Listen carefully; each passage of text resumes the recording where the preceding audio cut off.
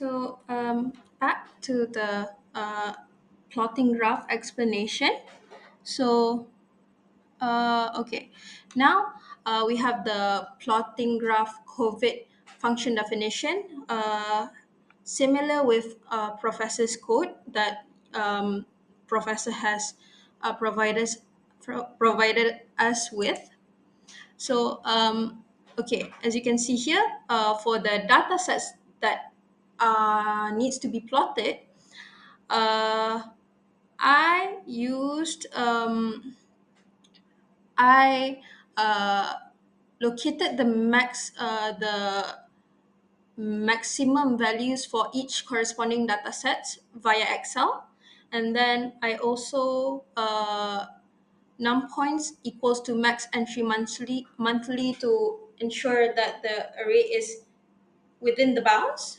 And then this is similar for all three cases: total monthly cases, total deaths, and total recovery cases, as you can see here. And then I will be skipping the similar parts to avoid redundant of explanation. And then I also added the graph details over here. Monthly COVID-19 data in Lebanon, which is the graph title, month as the x-axis label, and then cases, deaths, and recoveries as the y-axis label. And then the get function down here is to pause the screen until a key is being pressed. Okay. And then this is the output of the graph, the code.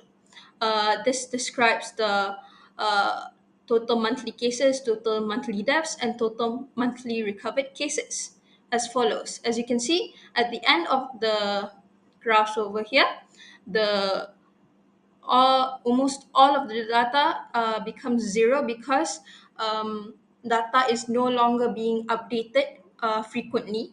Okay. So now moving on to the interactive data menu.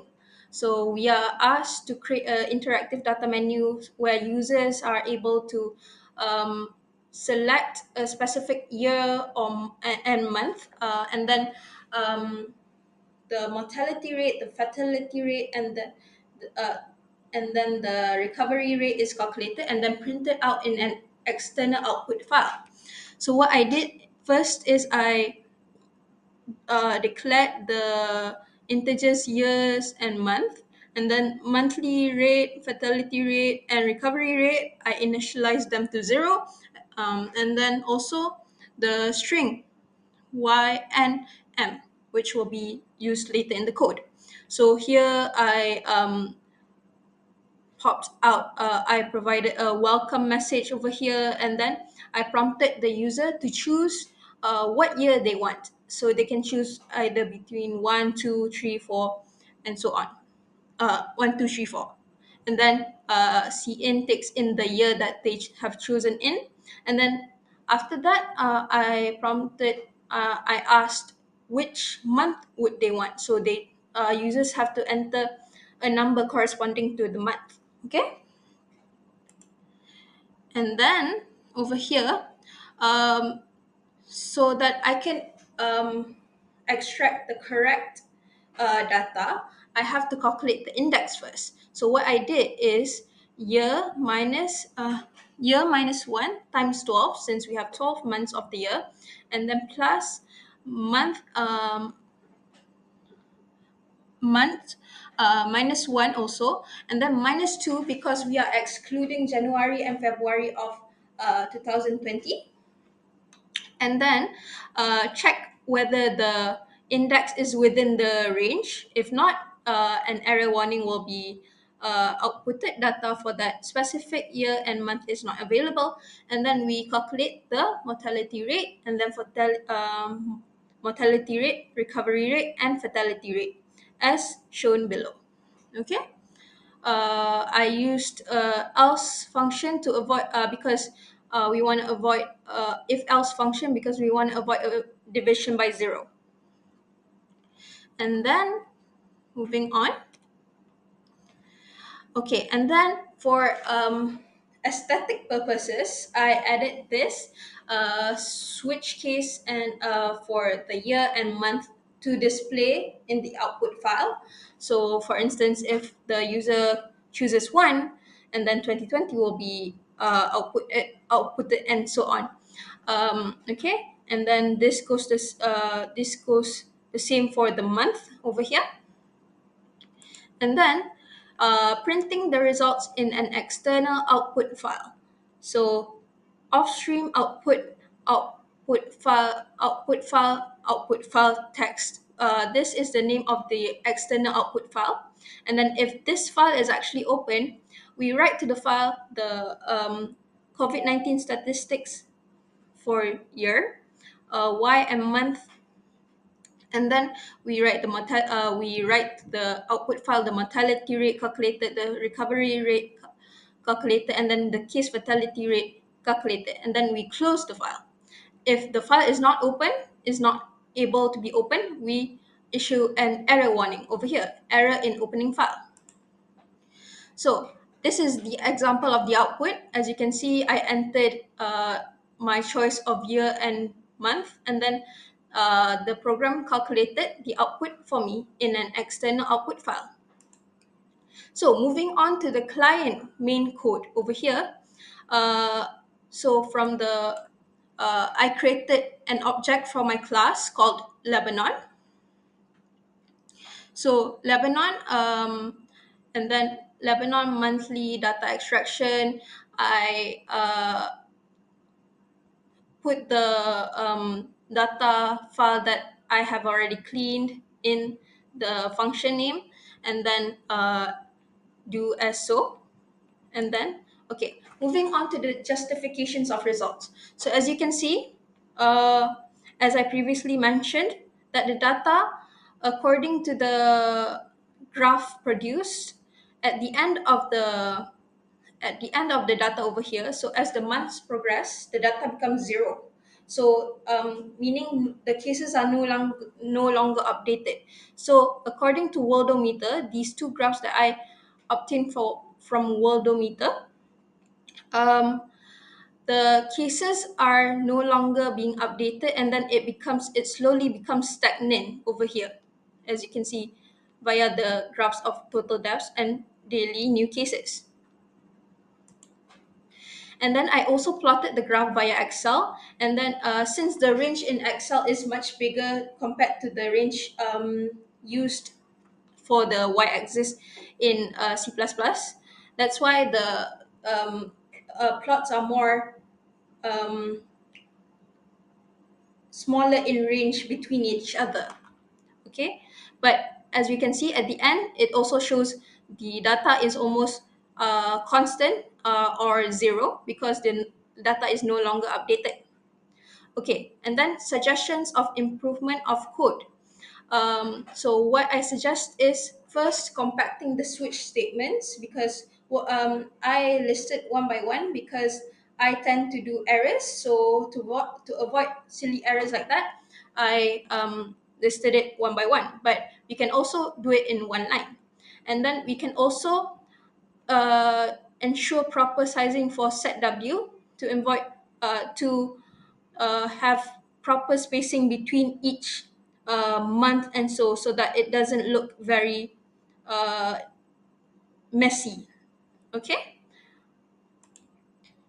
and then I also suggest to group like variables to practice compactness, because as you can see, I did the same since total cases monthly index equals to zero twice.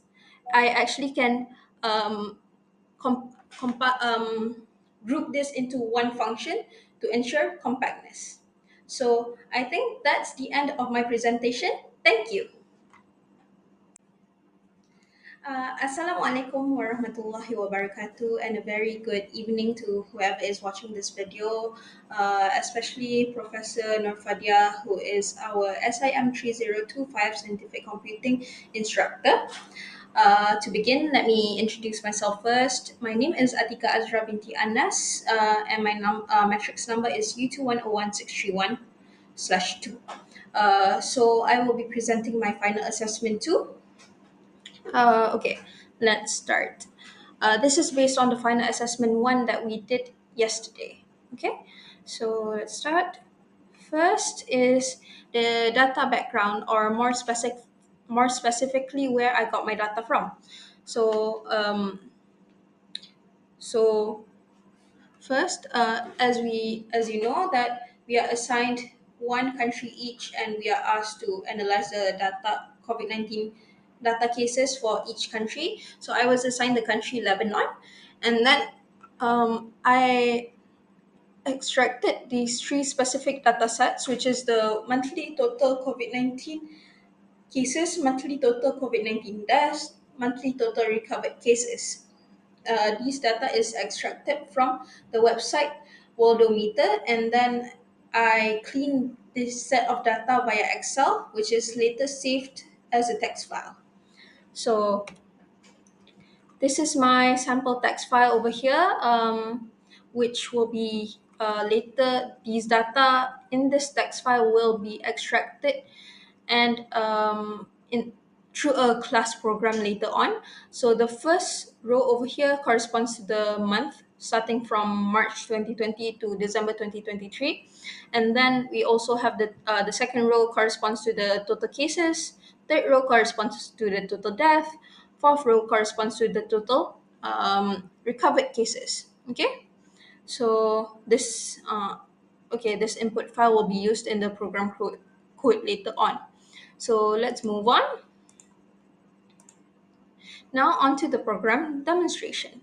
So since this is a class program, since we are asked to do a class program, I have divided this into a header file, implementation file, and then also the main code, or the main file, the driver code. So let's start with the header file. So I will be going line by line, explaining line by line, so that we can go through what I have written for my code. So starting from the header file, starting from the top, so we see uh, hashtag if not defined Lebanon data H. What is this? This is actually an include card to prevent multiple inclusions of the same header file. So when a compiler re-includes the same data file in a single run, it will potentially lead to compile time errors and so on. So to prevent this from happening, I included this include guide over here. So what does this do? It actually asks the compiler whether this macro has been defined or has been defined or not. If it hasn't been defined, it will go on to the next line. But if it has been defined, it will skip the coding, the code between if not defined and if over here. So to the next line, define Lebanon data H. This defines the macro, and then we also include the header file string, and then you using namespace std. So I also have defined three constant variables that will be used throughout the code. So the first one is max entries monthly, which equals to 46. Where I got this number from, it is actually from via data cleaning in Excel.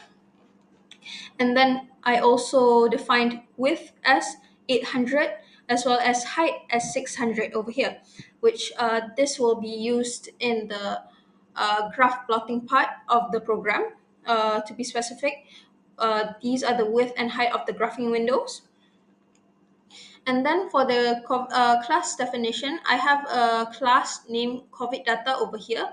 And then I have a few private members over here, string dates, um, int total cases monthly, int integer total death monthly, and then total recovered monthly. These are all arrays to later store the data corresponding to the specific names lah. So for example, storing the monthly total cases in the total cases monthly, and so on. And then I also have a few public members over here. For the first one is the function str to int, which takes in the variable string variable str. This is used to convert a string to an integer. And then next is the monthly data extraction, which takes in the variable file name, the string variable file name by reference. And then for graphing, the graphing part, we have int normalize, void draw legend, int plot graph COVID. Okay, and then uh and then where was I? And then void and then these are the functions that will be used later on in the program code. And then we will and then there is also an end if here to signify the end of the header file over here. I mean the end of the include guard. And then moving on to the next is the implementation file. So let's start from the top, from the first few top lines at the top over here. So I have, as you can see, I have included several header files because I wanted to use some functions under the header files. So first I included the header file that I just showed you, header file code.h. And then I also included iOS stream for to use cin and cout. And then I also included fstream for uh, extracting data from output from external files and reading data from output files also. And then ss stream for string, string for handling strings in C++, and then graphics .h for plotting, conaio.h for the get function, and iomanip specifically for the setw and setPosition function. Okay, and then I included using namespace std for simplicity reasons, so that I don't have to do std double colon cout and so on. And then for the first function definition over here is str to int, which takes in a string variable str by reference. So what does this do? This actually converts a string to an integer. Okay, so as we know, data stored in a text file is often stored as strings. So we want to extract these data, the integer data from the strings. So what I created this function to convert these data more easier. So first string stream convert conv, it takes in the variable str, the string that I wanted to convert. So what and then I also declared the variable num. And then what does conv do? Conv actually takes in the string from the streams and then passes it on to num for storage. Okay, so that's why it returns num. Passes it on in integer form to num. Okay, so uh, next part is extracting data from external text files and storing them into parallel arrays. So my function over here, monthly data extraction, which takes in a file name by reference. Okay, for the first line of the function definition is if stream monthly data file name dot cstr, which opens your um, external input file, um, whatever your file name is. And then if monthly data file is open, so this ensures that your file is actually open. So if this is true, the following code will be executed. So I have declared string monthly data as well as an integer I equals to 0, initialize this equals to 0, which will be used for looping for data extraction. So first, let's start with dates extraction. So get line monthly data file monthly data. What does this do? This reads the data from monthly data file and then stores it into monthly data. And then the string stream data, dates data, monthly data, it takes the data stored in monthly data and then breaks it down to smaller fragments according to the delimiter. And then this one, it will later pass it on to another variable, which in our case over here is dates. Okay, so and then we have the while loop, while get line, dates data, monthly data, and then the horizontal tab as the delimiter, and I is less than the max entry monthly. um, this one, while this condition is true, the following code will be executed. Dates, we will store the extracted data into this array dates. Monthly data sub str, what does this do? This actually removes the tab characters from the start and the last, the beginning and the end of the string. And then monthly data, find first node of the horizontal tab. What does this do? This finds the index of the character, of the first character that is not a tab, that is not a horizontal tab. And then monthly data, find last node of, which finds the index of the last character that is not a tab, that is not a not a tab. And then minus monthly data first not off plus one to ensure that the last character is actually included. Okay, so and then we have the loop increment over here. Okay, that is for dates extraction. Now let's go on to the extraction of total cases monthly. So get line, this is basically almost similar to the extraction of dates. Get line monthly data file, monthly data, string stream monthly cases data, and then we initialize I back to zero for this loop. So every time we want to extract a new set of data, we initialize I back to zero. And then while this condition is true, the total cases month, we will store the data extracted into the variable total cases monthly. And then as you can see here, we use str to int, which converts the string data into integer as I previously explained. And then we also have the loop increment over here. Okay, moving on. And then this is also the same for extraction of total deaths monthly and total recovered cases monthly.